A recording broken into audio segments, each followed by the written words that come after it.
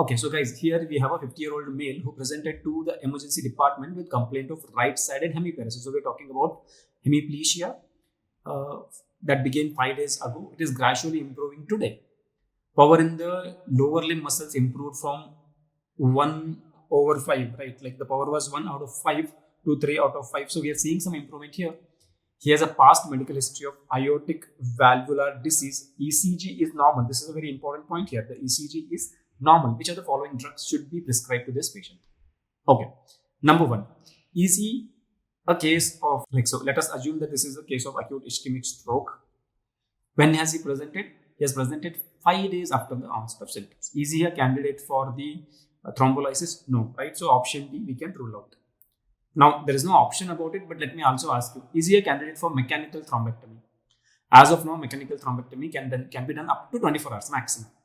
Best results are possible when done within 6 hours. 6 to 16 and 18 hours, you may get reasonable results. You can stretch up to 24 hours based on the imaging findings, but beyond 24 hours, none of the studies support that mechanical thrombectomy is beneficial. So, he is not a candidate for mechanical thrombectomy either. Okay. Now, for this patient, how will you treat? He is not a candidate for mechanical thrombectomy. He is not a candidate for thrombolysis. So obviously, we'll be treating them with conservative treatment. Right now, what comprises of conservative treatment? The conservative treatment comprises of antiplatelets, and statins. Typically, antiplatelets are given as dual antiplatelet therapy for a period of 21 days, followed by single antiplatelet therapy. Right after 21 days, we will switch to single antiplatelet therapy or SAPT. Okay. Now, here, do we need anticoagulation is the next question. So certainly I will start aspirin for this patient. If given a choice, I will start aspirin and clopidogrel. Okay, that's option is not there, so I will stick to aspirin. The question is about the warfarin and heparin. Should we give?